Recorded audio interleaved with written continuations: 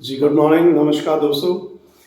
आज एक बड़े प्यारे टॉपिक पे बात करेंगे जो बेसिक है नेटवर्क मार्केटिंग का। और उसी से ही काम शुरू होता है। ये बेसिक स्टेप है, पहली सीढ़ी आप इसको बोल सकते हो कामयाबी की तरफ, जिसे बोलते हैं लिस्ट मेकिंग। और बहुत सारे पर्सन इसको शायद सीरियस नहीं लेते, बट मेरी एक चीज़ आप याद रखना, अगर आप नेटवर्क मार्केटिंग कर रहे हो तो आपको लिस्ट मेकिंग पे काम ज़रूर करना चाहिए। और आपको ऐसे आज कुछ तरीके मैं बताऊंगा जिसमें आपकी लिस्ट कभी ख़त्म नहीं हो सकती, क्योंकि हमारे काम में हमें चाहिए क्या? लोग। अगर हमारे पास लोग हैं तो हम यहाँ पे कमाल कर सकते हैं।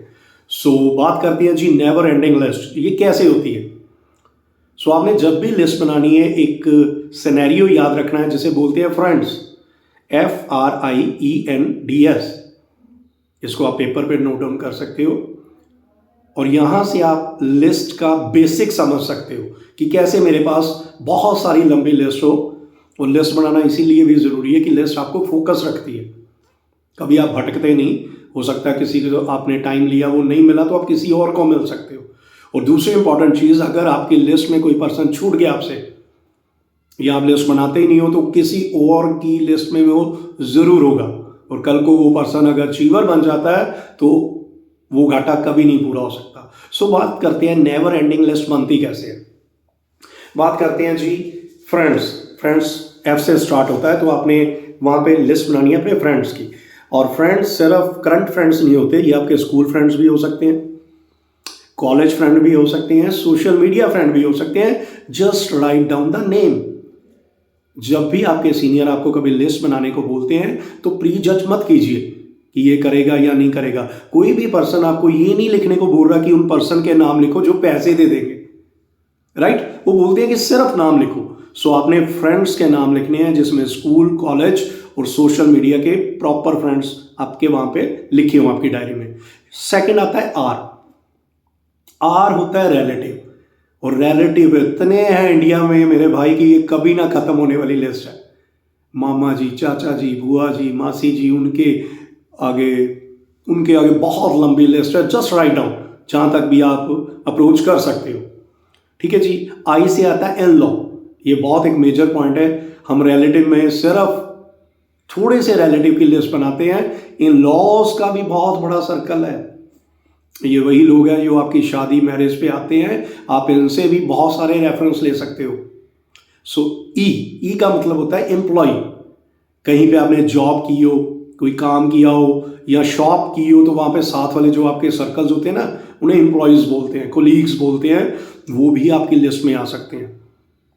और थ्रू आउट द लाइफ देखा कीजिए आप कि किस किस को आप मिले हैं। एन मतलब नेबर्स, जो आपके आस पड़ोस लोग रहते हैं, उनमें भी कुछ अच्छे पर्सन होते हैं जिनसे आपकी बहुत बनती है। उनके नाम भी आपने राइट डाउन करने हैं। डी का मतलब डेली मीट पीपल। ये ऐसे पर्सन होते हैं जिनको हम मिलते डेली हैं, चाहे हमारे क्लोज नहीं होते, लेकिन इनसे भी छोटी छोटी जान पहचान होती है। आपका दूध वाला, कपड़े प्रेस करने वाला, बुटीक वाले, पार्लर वाले, बच्चों के टीचर, सब्जी मंडी वाला, करियाना शॉप वाला, सूट जहाँ से लेते हो आप, इलेक्ट्रॉनिक्स का सामान लेते हो, मेडिसिन लेते हो, कोई भी स्वीट शॉप हो सकती है। सोचिए कितने लोग हैं जिन्हें हम डेली मिलते हैं। Just write down the name. और लास्ट में आता है जी एस मतलब स्ट्रेंजर, अजनबी, जो कि इंडिया में 130 प्लस की करोड़ की दुनिया है। ये लास्ट में यूज करना होता है। तो ये एक मेथड है लिस्ट को बनाने का।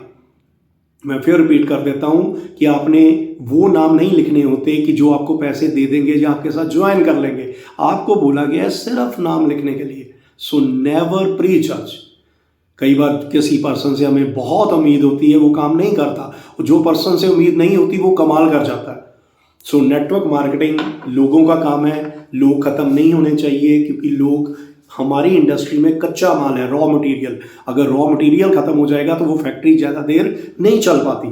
और किसी पर्सन की भी लिस्ट कभी खत्म इसलिए नहीं होनी चाहिए क्योंकि नेटवर्क मार्केटिंग न्यू रिक्रूटमेंट का काम है।